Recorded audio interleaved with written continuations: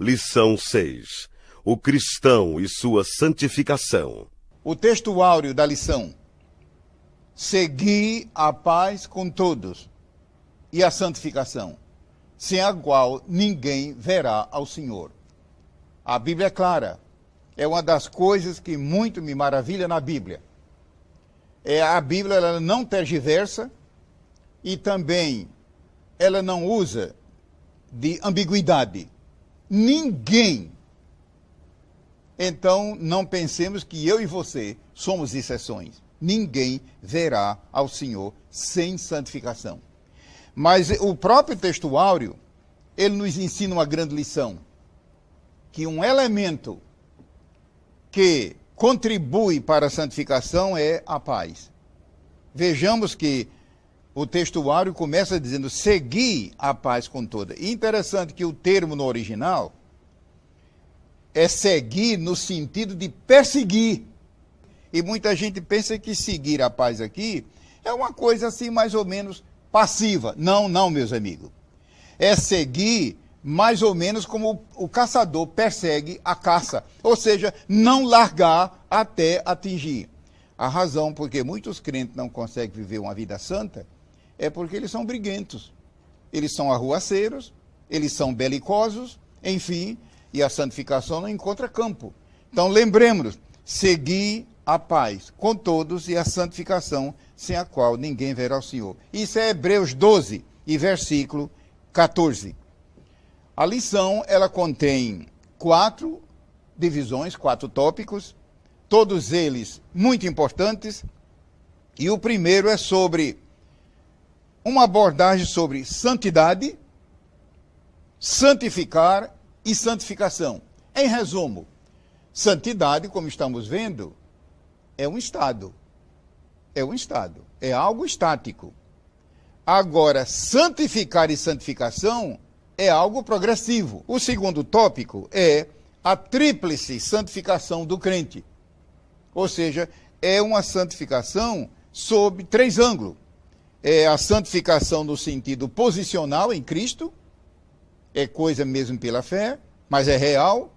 A santificação progressiva, ou seja, no nosso viver diário, uma coisa é o crente estando em Cristo, pela fé nas alturas, como dizem Efésios 1 e 13, sentado nas regiões celestiais. E interessante por falar nisso, muita gente pensa que essa passagem de Efésios é figura de linguagem. É como se fosse simplesmente uma força de expressão. Não, meus amigos. É um ato, é fato real. O crente, ele, num certo sentido, ele desfruta de bilocação. Ele está aqui na terra, no Rio de Janeiro, no Brasil, ou seja, onde for. Mas pela fé, ele também está inscrito nas regiões celestiais. E há também a santificação, não só no nosso viver diário, mas a santificação final, futura. E essa é quando Jesus vier. É tanto que a Bíblia diz lá em Romanos 8, que quando ele vier vai se dar a redenção do nosso corpo. A redenção do nosso corpo. E aí tem a ver com a santificação plena, final, futura. O terceiro tópico é uma matéria preventiva. Eu acho muito importante. Estouro-vos a santificação. Ou seja, fatores impeditivos. Por que é que a santificação não encontra livre curso, muitas vezes, em nossa vida, em nossa igreja, devido a impedimentos? E o quarto é sobre a necessidade do crente santificar-se. Então, é uma doutrina. A santificação é uma das doutrinas de maior amplitude na Bíblia. Ela vai de Gênesis a Apocalipse. É tanto que o primeiro capítulo da Bíblia trata da santificação, no livro de Gênesis. E daí vai. E há um livro no Antigo Testamento que ele todo só trata desse assunto. O livro de Levítico. É uma riqueza, é um manancial. Mas a Bíblia toda. Mas no Novo Testamento nós temos o corolário. Então a santificação é explícita de uma maneira maravilhosa. E tanto o Senhor Jesus como o apóstolo Paulo e outros mais escreveram muito a respeito deste assunto. Uma palavra rápida sobre o segundo tópico, que é a santificação do crente. Lembremos de que o crente é cidadão dos céus. E pela fé, ele está em Cristo. E isso é um ato de fé e é real. Ou seja, quando uma pessoa aceita Jesus e o segue em comunhão com ele, a santidade de Cristo é também a santidade dessa pessoa.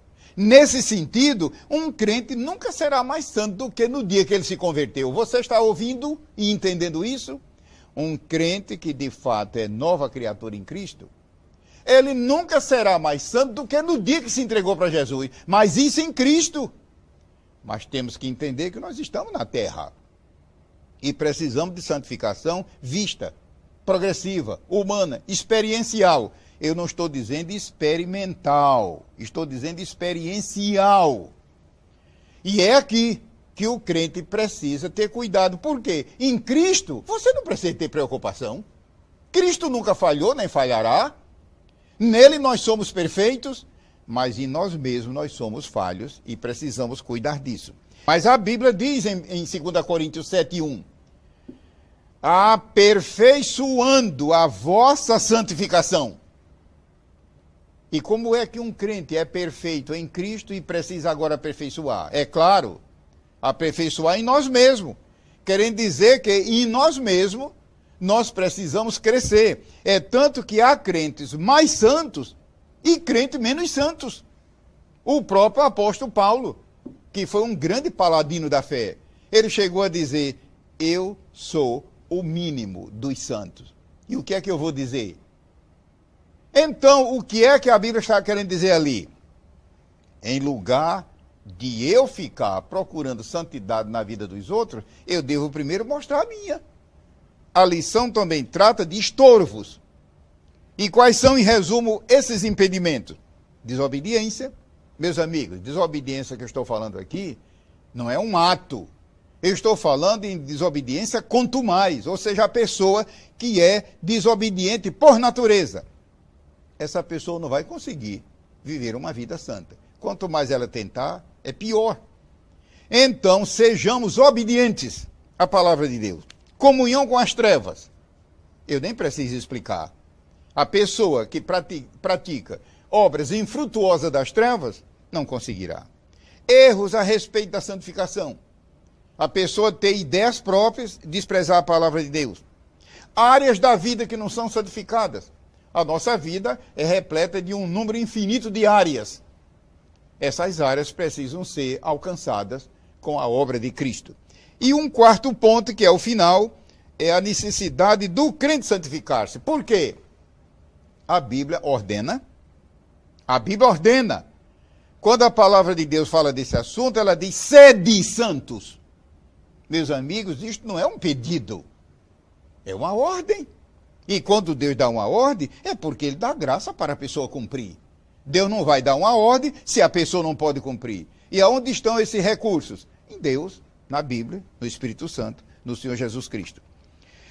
A segunda reflexão da necessidade está no texto áureo. Jesus só vai levar santos para o céu. Imaginai se um pecador entrasse no céu. O céu viraria um inferno. Deus me perdoe a frase. Não! O céu é lugar somente para santos. Um terceiro pensamento, e talvez um final. Qual é uma grande necessidade do crente viver uma vida santa? Em Números capítulo 20 e Levítico capítulo 10, note bem, Levítico 10 e Números 20, está dito que parte da santidade de Deus é vista na santidade do crente. Parte da santidade de Deus é vista na tua vida e na minha. Isso nos faz tremer no sentido reverente diante do assunto. Finalmente, para concluir, qual uma das necessidades do crente santificar-se? É que a santificação é uma das áreas que o diabo mais ataca na vida do crente. Concluindo, no tempo passado da história da igreja, nos séculos que já se foram, o diabo tentava destruir a igreja, matando, surrando, colocando na prisão, enfim. Hoje não. Hoje a impressão que dá é que o diabo amansou, que está bonzinho, que nada. Hoje ele usa a técnica da mistura. A mistura da igreja com o mundanismo, a mistura da igreja com o pecado e o prejuízo é a santificação. Que Deus nos guarde e nos abençoe em nome de Jesus.